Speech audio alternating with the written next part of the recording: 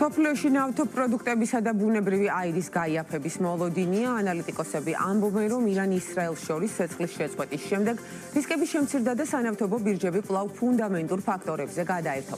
შედეგად ამ სამხედრო კონფლიქტის გამო ნავთობზე მყისიერად გაზრდილი ფასები კლებისკენ წავიდა.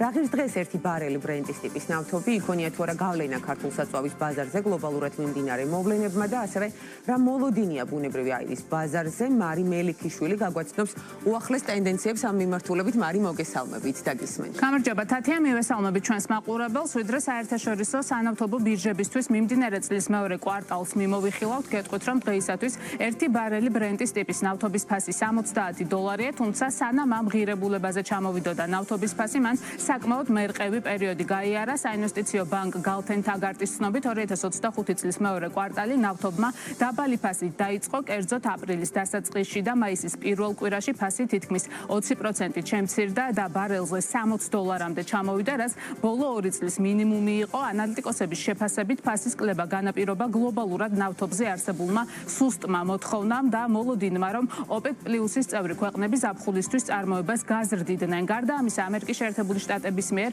აპრილში შემოღებული ტარიფები და სავაჭრო გაურკვევლობაც ბაზრის განწყობაზე უარყოფითად დაისახა და ნავთობის ფასები შეამცირა, თუმცა უკვე ივნისის შუა პერიოდიდან მთელი მსოფლიოს ყურადღება გეოპოლიტიკურმა დაძაბულობამ მიიპყრო. ისრაელსა და ირანს შორის სამხედრო კონფლიქტი დაიწყო, რასაც ირანის ბირთვულ ობიექტებზე შეერთებული შტატების იერიშები მოყვა. ანალიტიკოსების შეფასებით, ამის ფონზე ნავთობის ფასში რისკ პრემია გაჩნდა, ის $80-მდე გაიზარდა და პრინციპში შეიძლება ითქვას, რომ ეს მიმდინარე წლის უმაღლესი მაჩვენებელი იყო. ამის შემდგომ ბაზარზე მერყეობები კიდევ გაგრძელდა და ნავთობის ფასის ზრდა დროებითი აღმოჩნდა. ივნისის ბოლოს გამოცხადდა ცეცხლის შეწყვეტა ისრაელსა და ირანს შორის, რის შემდეგაც ნავთობის ფასი 14%-ზე მეტად შემცირდა და კონფლიქტით გამოწვეული მატება თითქმის სრულად გაბათილდა. ამ მომენტისთვის ანალიტიკოსების განმარტებით საერთაშორისო სანავთობო ბაზარი კვლავ ფუნდამენტურ ფაქტორებზეა გადართული და შესაბამისად დარგის ექსპერტები არ ვარაუდობენ, რომ უახლოეს პერიოდში ნავთობის ფასები გაიზრდება, მეტიც გლობალურ ბაზარზე ნავთობის მიწოდების გაზრდის და შესაბამისად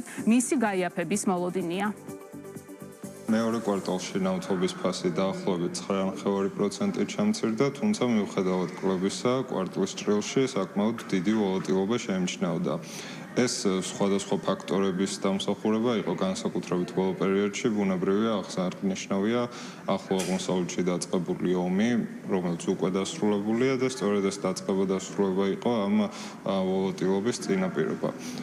ომის დაწყებისთანავე ნავთობის ფასები მნიშვნელოვნად გაიზარდა დაახლოებით 14%-ით და 5 თვიან მაქსიმუმზე იყო დაახლოებით $80-ზე, თუმცა შემდეგ უკვე 12 დღიანი ომის დასრულების შემდეგ სწრაფადვე დაუბრუნდა პირვანდელ პოზიციას და ბირჟის ყურადღება უკვე გადაერთო ისევ ფუნდამენტურ ფაქტორებზე, რომელზეც არაერთხელ გვისაუბრია, მაგალითად როგორიც არის გლობალურად შესუსტებული მოთხოვნა, რასაც თან ერთვის ასევე მზარდი მიწოდება როგორც არა OPEC ქვეყნების მიერ, ასევე OPEC ქვეყნების მიერ. თუ ფოკუსი ისევ ფუნდამენტურ ფაქტორებზე შენარჩუნდა და ახალი ესკალაცია არ გქონდა სხვა რაიმე მიმართულებით, მაშინ ეს ფაქტორები ვკარნახობს, რომ მნიშვნელოვან ზრდას თუ საერთოდ ზრდას არ უნდა ველოდოთ. ბუნებრივია გლობალური ბაზრების ნაწილია საქართველოც და საერთაშორისო სანავთობო ბირჟებზე მიმდინარე მოვლენებს მყისიერი გავლენა აქვს მასზეც. ნავთობპროდუქტების იმპორტიორთა კავშირის ინფორმაციით, ირან-ისრაელის სამხედრო კონფლიქტის დაწყების პირველ დღეებში საქართველოში საწვავი 5-10 თეთრით გაძვირდა, როგორც იმპორტიორები განმარტავენ. მიუხედავად იმისა, რომ საქართველოს ნავთობპროდუქტების იმპორტს ახლო აღმოსავლეთის ქვეყნებიდან არ ახდენს, ფასების ზრდაზე გავლენა ნეგატიურმა მოლოდინებმა იქონია, თუმცა მას შემდეგ, რაც ორ ქვეყანას შორის ცეცხლი შეწყდა, ზრდა არ გაგრძელებულა და ამჟამად ადგილობრივ ბაზარზე სტაბილურობა შეინიშნება. რაც შეეხება ნავთობპროდუქტების იმპორტის ბოლო სტატისტიკურ მაჩვენებლებს, აქ ზრდის ტრენდი ნარჩუნდება. ნავთობიმპორტიორთა კავშირში ამბობენ, რომ საქართველოში ავტოპარკის ზრდის კვალდაკვალ წლიდან წლამდე მზარდია ნავთობპროდუქტების იმპორტიც, თან ამაზე გავლენას ახდენს სეზონურობაც, ზაფხული სამოგზაურო პერიოდია და როგორც წესი ამ დროს იზრდება გადაადგილება, შედეგად იზრდება ნავთობპროდუქტების მოხმარებაც. ოფიციალური სტატისტიკური მაჩვენებლები კი ასეთია. 2025 წლის იანვარ-მაისის მონაცემებით საქართველოში 562,000-ზე მეტი ტონა ბენზინისა და დიზელის საწვავის იმპორტი განხორციელდა, რაც 12%-ით აღემატება გასული წლის ანალოგიური პერიოდის მაჩვენებელს.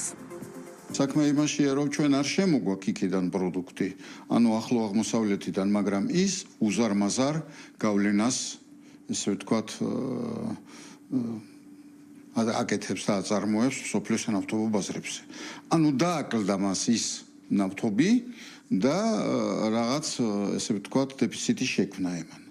მაგრამ ის რაც მოხდა და მოიკლო თუ არა იმ გავლენებიდან გამომდინარე, ესე ვთქვათ, მოიკლო თუ მოიმატა, ესე ვთქვათ, ფასებმა, ევროპაში არაფერი არ მომხდარა, იმიტომ რომ ეს იყო ცნობილი განცხადება ბატონ ტრამპის, რომ მიმართა თხოვნით მსხვილ კრუპ მენავთობოებს, რომ საწვავზე ფასი არ გააძვირონ. რაც შეინარჩუნა ეს მთლიანობაში ევროპამ, პლაცი იყო იმ პერიოდში, ესე ვთქვათ, $72 და რამოდენიმე ქართულმა ბრენდირებულმა კომპანიამ მოუმატა 5-10 თედრით შიგა ბაზარზე. ეს იყო იმ, ესე ვთქვათ, შედეგებიდან გამომდინარე მიღებული სიტუაციები ქვეყანაში. ჩვენი საუბრის ბოლოს ბუნებრივი აირის ევროპულ ბაზარზე მიმდინარე მოვლენებსაც გადავხედოთ. გალთენ თაგარტის ინფორმაციით, 2025 წლის მეორე კვარტალში ევროპაში ბუნებრივი აირის ფასი თითქმის 16%-ით შემცირდა, რაც პირველი კვარტლის ტრენდის გაგრძელებაა. საინვესტიციო ბანკში ელიან, რომ ექსტრემალური ამინდის ან გეოპოლიტიკური შოკის არარსებობის პირობებში ბუნებრივი აირის ფასი სტაბილურ ნიშნულზე შენარჩუნდება. მადლობა მარი, ნავთობპროდუქტებისა და ბუნებრივი აირის ბაზრის უახლესი ტენდენციებით მარი მელიქიშვილი საუბრობდა ჩვენს ეთერში.